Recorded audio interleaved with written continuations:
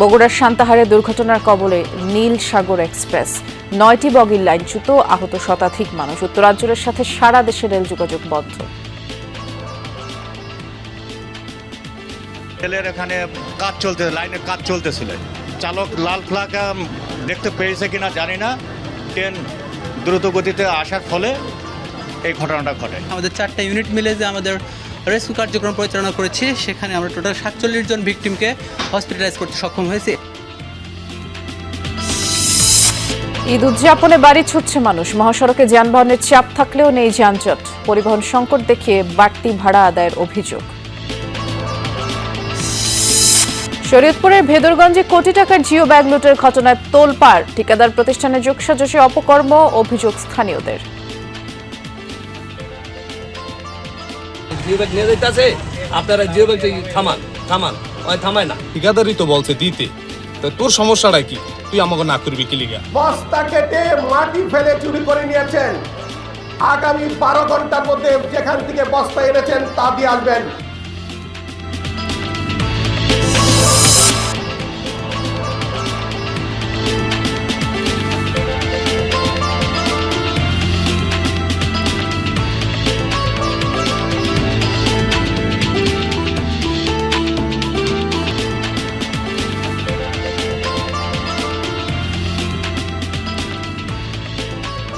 বিরতিহীন সংবাদ সারা দেশে আমন্ত্রণ জানাচ্ছি। নুসরাত বৃষ্টির সাথে আছি। শিরোনামগুলো শুনছিলেন। বগুড়ার ডাকবাড়ি এলাকায় নীলসাগর এক্সপ্রেসের 9টি বগি লাইনচ্যুত হয়েছে, শতাধিক যাত্রী আহত হয়েছেন। ঢাকা থেকে যাত্রী নিয়ে চিলাহাটি যাচ্ছিল নীলসাগর এক্সপ্রেস ট্রেন। দুপুরের দিকে ডাকবাড়ি এলাকায় পৌঁছালে 9টি বগি লাইনচ্যুত হয়। সময়ে ট্রেনের বেশ কিছু যাত্রী আহত হন। দুর্ঘটনার পরপরই উদ্ধার তৎপরতা শুরু করে স্থানীয়রা। খবর পেয়ে উদ্ধার কাজে যোগ দেয় রেলওয়ে কর্তৃপক্ষ, ফায়ার সার্ভিস। আহতদের পার্শ্ববর্তী হাসপাতালে ভর্তি করা হয়েছে। ট্রেন দুর্ঘটনার কারণে উত্তরবঙ্গের সাথে সারা দেশে রেল যোগাযোগ বন্ধ রয়েছে। এদিকে লাইনচ্যুত বগিগুলো সরিয়ে নিতে ঘটনাস্থলে রিলিফ ট্রেন পৌঁছেছে।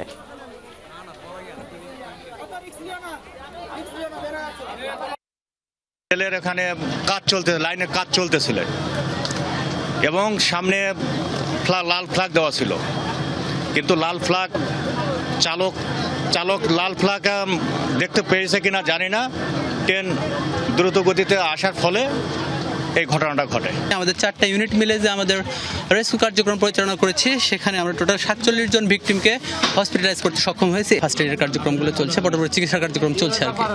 এছাড়াও আমাদের সার্চিং কার্যক্রম চলছে, আমরা প্রত্যেকটা বগি তল্লাশি করছি। বগুড়া ট্রেন দুর্ঘটনার বিষয়ে খোঁজ খবর রাখছেন সহকর্মী মেহেরুল সুজন, তিনি ঘটনাস্থলেই আছেন। সুজন, আমরা একটু জানতে চাই যারা হতাহত হয়েছেন তাদের কি অবস্থা, এবং এই দুর্ঘটনার পর একটি রিলিফ ট্রেন সেখানে যাওয়ার কথা এবং সেটি পৌঁছেছে খুব সম্ভবত, যেমনটি জানি। কতক্ষণ লাগতে পারে এই পুরো জিনিসটি স্বাভাবিক হতে, কত সময় লাগতে পারে বলে মনে হচ্ছে সুজন? ওকে,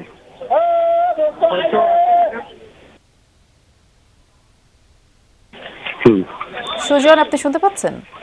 হ্যাঁ বৃষ্টি, আমি শুনতে পাচ্ছি। এই মুহূর্তে আমি রয়েছি এই এলাকাটির নাম বাগবাড়ি।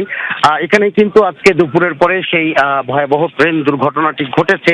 নীলসাগর এক্সপ্রেস যে ট্রেনটি মূলত বৃষ্টি ঢাকা থেকে, রাজধানী ঢাকা থেকে এসেছিল উত্তরের উদ্দেশ্যে, এবং সান্তাহার জংশন যেটি সেটি পার হবার পরেই কিন্তু মূলত এই দুর্ঘটনাটি ঘটে।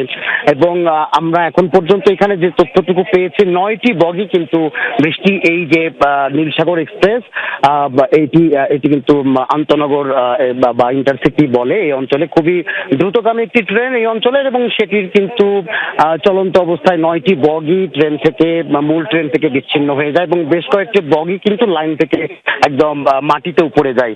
আমরা এখন পর্যন্ত ফায়ার সার্ভিস এবং সিভিল ডিফেন্সের যারা স্থানীয় কর্মকর্তা রয়েছেন, তারা বৃষ্টি আমাদেরকে যে তথ্যটুকু জানিয়েছেন, এখন পর্যন্ত তারা এই দুর্ঘটনায় 47 জনকে বিভিন্ন হাসপাতালে ভর্তি করেছেন। সেই হিসেবে ফায়ার সার্ভিসের হিসেব মতো এখন পর্যন্ত তারা আহত যারা হয়েছেন যাত্রীরা, সেই সংখ্যা কিন্তু রয়েছে বৃষ্টি।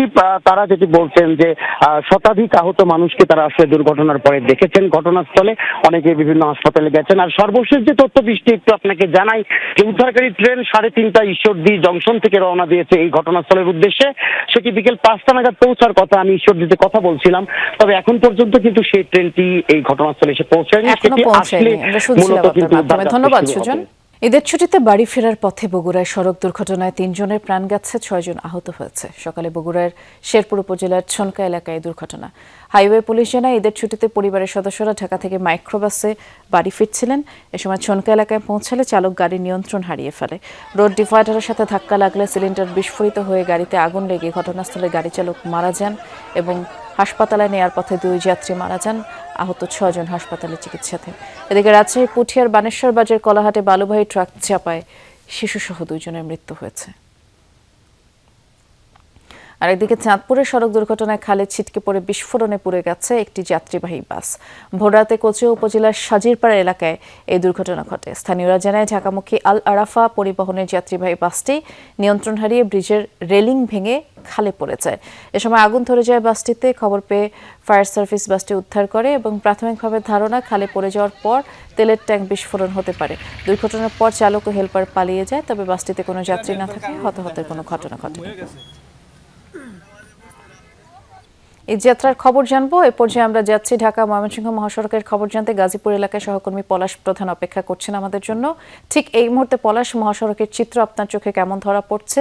বিশেষ করে যাত্রী চাপ কেমন দেখছেন? বৃষ্টি আসলে যাত্রীর চাপ, পরিবহনের চাপ দুটোই কিন্তু আসলে সীমাহীন। আমি যদি একটি চিত্র দেখানোর চেষ্টা করি, এটি হচ্ছে যে মহাসড়কের ফ্লাইওভার চিত্র এবং নিচের যে অংশটুকু সেটিও দেখার চেষ্টা করি। অর্থাৎ যেমন পরিবহনের চাপ বাড়ছে, ঠিক তেমনই যাত্রীর চাপও বাড়ছে। অর্থাৎ যাত্রীরা তাদের গন্তব্যে যাওয়ার জন্য পরিবহন পাচ্ছেন না। পরিবহনটা সঠিক সময়ে তারা যে যাবে, অর্থাৎ মহাসড়কটি পাড়িয়ে যে ভিন্ন ভিন্ন জেলা যাবে, সেটিও আসলে সুযোগ পাচ্ছে না। যে কারণে দেখছিলাম যে প্রায় ঘণ্টাখানেক যাবৎ আমরা দেখছি গাজীপুর চৌরাস্তা এলাকা, অর্থাৎ চান্দনা এলাকায় সেনাবাহিনীর আমরা দেখছিলাম একটি টিম তারা বেশ কাজ করছিল। অর্থাৎ যাত্রীরা যেন সঠিক সময়ে তারা তাদের পরিবহন যেতে পারে এবং পরিবহন যেন সঠিক সময়ে যেতে পারে সেই ব্যবস্থা করছে। তবে আরেকটি বিষয় লক্ষ্য করছি, সেটি হচ্ছে যে দুপুর 3টার পর থেকেই কিন্তু ঢাকা ময়মনসিংহ মহাসড়ক এবং ঢাকা টাঙ্গাইল সড়কে হঠাৎ করে একটি চাপ এসে পড়ে। অর্থাৎ যে বিষয়ে জেনেছি যে শিল্প পুলিশের ঊর্ধ্বতন কর্মকর্তা যে বিষয়ে বলছিল যে হঠাৎ করে শিল্প প্রতিষ্ঠানের যে বাকি কারখানাগুলি ছিল যে একযোগে সেটি আসলে বেতন ভাতা দিয়ে ছুটি ঘোষণা করেছে। এরপর থেকে ঢাকা ময়মনসিংহ মহাসড়কে এই চিত্র ধারণ করেছে বৃষ্টি। প্রথমে এই গাজীপুর এলাকার চিত্র ধন্যবাদ জানাচ্ছি পলাশ। এ পর্যায়ে আমরা চন্দ্রায় যাব। ঢাকা টাঙ্গাইল মহাসড়কে সহকর্মী মাহফুজুর রহমান নিপুকে দেখতে পাচ্ছি। নিপু, দেখলেন তো গাজীপুরের যে মহাসড়ক, সেখানে কিন্তু যানবাহনের বেশ চাপ রয়েছে। আপনি যেখানে আছেন এই চন্দ্রা সড়কে ঘরমুখ মানুষের চাপ কেমন দেখছেন? পরিবহনের জটলা কতখানি?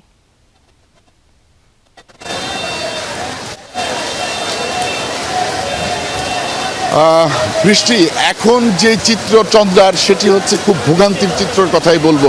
কারণ এই অঞ্চলটার ভিতর এখন শিলাবৃষ্টি হচ্ছে। এই কারণে এখানে যে পর্যাপ্ত পরিমাণ যাত্রী ছাউনি না থাকায় এবং সড়ক জুড়ে শুধুমাত্র যাত্রীরা কিন্তু এই যে বৃষ্টিতে ভিজে ভোগান্তি নিয়েই কিন্তু তাদের প্রিয়জনের সঙ্গে ঈদ করার জন্য কিন্তু তারা যাচ্ছেন। আপনি দেখতে পাচ্ছেন যে পুরো চন্দ্র এলাকায় কিন্তু এখন বৃষ্টি হচ্ছে এবং শিলাবৃষ্টি, যার কারণে কিন্তু ভোগান্তি বেশ আকার ধারণ করেছে। এখন শুধুমাত্র যাত্রীদের একটাই ভরসার জায়গা, সেটি হচ্ছে ফ্লাইওভারের নিচে যে ফাঁকা জায়গাটুকু রয়েছে সেটি, এবং ফ্লাইওভার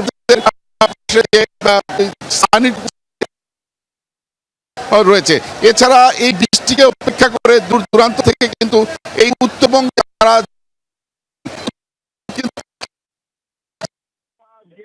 একেবারে যে দায়িত্বরত যারা দায়িত্ব পালন করছেন তারাও কিন্তু একটু নিরাপদে চলে এসেছেন, যার কারণে যানবাহনের সমস্যা যে যোগাযোগ পাচ্ছে সেভাবে কিন্তু পরিবহনগুলো এলোমেলো ভাবে রেখেছে। এতে করে যানবাহনের যে দীর্ঘতা সেটি কিন্তু আরো বৃদ্ধি পেয়েছে। এই মুহূর্তে যদি বলি প্রায় 16 কিলোমিটার যানজটের সৃষ্টি হয়েছে। আর তবে যদিও প্রশাসনের পক্ষ থেকে বলা হচ্ছে তারা চেষ্টা করছে যাতে করে যানবাহনের যে জটলা সেটি নিরসন করা যায় কিনা। তবে অঞ্চলটিতে বৃষ্টি কিন্তু একেবারে মরার উপর ছাড়া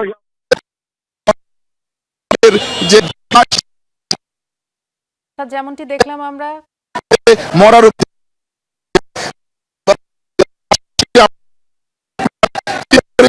মানুষ যাচ্ছেন এবং মানুষের সঙ্গে দেখা অর্থাৎ আমরা যাচ্ছে যেমন বৃষ্টি দেখছিলাম যে চন্দ্রা এলাকায়ও আসলে গাড়ির জটলা এবং এর পাশাপাশি এখন শিলাবৃষ্টি হয়েছে, যার কারণে ভোগান্তি অনেকটা বেড়েছে বলেই মনে হচ্ছে। ধন্যবাদ নিপু। ঢাকা টাঙ্গাইল মহাসড়ক পরিদর্শন করেছেন মৎস্য ও প্রাণী সম্পদ প্রতিমন্ত্রী ও ঢাকা রেঞ্জের ডিআইজি। দুপুরে টাঙ্গাইলের এলেঙ্গা বাসস্ট্যান্ড এলাকায় মহাসড়কের পরিস্থিতি পর্যবেক্ষণ করেন তারা। প্রতিমন্ত্রী সুলতান সালাউদ্দিন টুকু বলেন, মহাসড়কের কোথাও কোনো যানজট নেই, যান চলাচল স্বাভাবিক রয়েছে। পুলিশ সদস্যরা মহাসড়কের বিভিন্ন গুরুত্বপূর্ণ পয়েন্টে সতর্ক অবস্থানে থেকেই দায়িত্ব পালন করছেন। তিনি বলেন, আসন্ন ঈদযাত্রা নির্বিঘ্ন রাখতে আইনশৃঙ্খলা বাহিনী সর্বোচ্চ প্রস্তুতি গ্রহণ করেছে। ঈদে ঘরমুখো মানুষের যাত্রা নির্বিঘ্ন করতে র্যাব 11 মাঠে থাকবে বলে জানিয়েছেন commanding officer lieutenant colonel HM Sajjad Hossain. দুপুরে ঢাকা চট্টগ্রাম মহাসড়কের সাইনবোর্ড এলাকায় প্রেস ব্রিফিংয়ে তিনি বলেন, ঢাকা চট্টগ্রাম এবং ঢাকা সিলেট মহাসড়কের 8টি পয়েন্টে পেট্রোলিং টিম কাজ করছে। শুধু তাই নয়, গুরুত্বপূর্ণ পয়েন্টে চেকপোস্টও বসানো হয়েছে।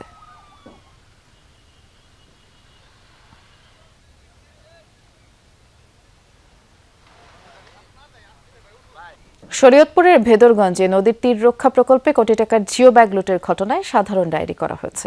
পাশাপাশি লুটে নেওয়া জিও ব্যাগ ফেরত দিতে হুঁশিয়ারি দিয়েছেন স্থানীয় সংসদ সদস্য। এলাকাবাসীর দাবি, ঠিকাদার প্রতিষ্ঠানের যোগসাজশে এমন হরি লুট হয়েছে, তবে ঠিকাদারি প্রতিষ্ঠান সব অভিযোগ অস্বীকার করেছে। শরীয়তপুরের ভেদরগঞ্জ উপজেলার চরভাগা ইউনিয়ন পদ্মার ভাঙন থেকে রক্ষা পেতে এখানে বাস্তবায়ন হচ্ছে তীর রক্ষা বাঁধ প্রকল্প।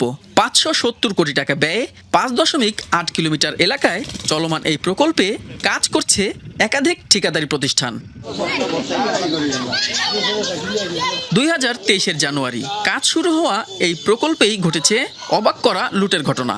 গত 6 ও 7 মার্চ মাত্র 2 দিনে 13,546টি বালুভর্তি জিও ব্যাগ তুলে নিয়ে গেছে স্থানীয় কয়েকশো মানুষ।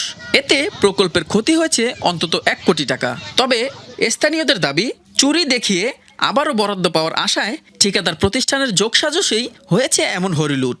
ঠিকাদারের এই রাস্তার পার থেকে এই জায়গায় আসছি, তখন আমি কি কইছি নাকি আমি দিনও নিতে কইনি, আমি রাত্রে নিতে কইছি। বালিগুলা যদি বস্তা থেকে অপারেশন করে নিয়ে যায়, বস্তাগুলা ওদের বেনিফিট। ওনারা বলছে যে তোমরা এই ব্যাগটা মানে যে এই যে বস্তাগুলা খারাপ হয়েছে, রং দিলে তোমরা ধরবা, রং না দিয়ে তোমরা ধরবা। লুটের বিষয়ে স্থানীয়দের অভিযোগ অস্বীকার করেছে ঠিকাদারি প্রতিষ্ঠান। এখানকার অজ্ঞাত লোকজন এসে জিও ব্যাগ নিয়ে গেছে কেটে। তারপরে আমরা পুলিশ প্রশাসনের মাধ্যমে এই জায়গাটা বন্ধ করা হয়েছে এবং স্থানীয় যারা আছে তারা সবাই মিলে এই কাজটা বন্ধ করা হয়েছে আর কি। জিও ব্যাগ ছিঁড়া, এরা হঠাৎ করে কখনো তো এরকম নেয় না, হঠাৎ করে কেন নিতে গেল মানুষ এই জিও ব্যাগের খুলে, এটা বলতে পারবো না। জিও ব্যাগ উদ্ধার করতে হুঁশিয়ারি দিয়েছে স্থানীয় সংসদ সদস্য। যারা বস্তা চুরি করে নিয়েছেন, যারা বস্তা কেটে মাটি ফেলে চুরি করে নিয়েছেন, আগামী 12 ঘন্টার মধ্যে যেখান থেকে বস্তা এনেছেন তা দিয়ে আসবেন। লুট ঠেকাতে এলাকায় মাইকিং করেছে পানি উন্নয়ন বোর্ড। ঘটনার পর থানায় করা হয়েছে সাধারণ ডায়েরিও। প্রায় 13,000-এর মতন বস্তা ওখান থেকে এরকম লুট হয়ে গেছে। আমরা এলাকায় একটা মাইকিং করি যাতে এই সরকারি সম্পদ যেন তারা বিনষ্ট না করে। দ্রুত ব্যবস্থা না নিলে পদ্মার ভাঙন আরও ভয়াবহ রূপ নিতে পারে বলে আশঙ্কা সংশ্লিষ্টদের। SM Shakil, Jamuna news, Shariatpur.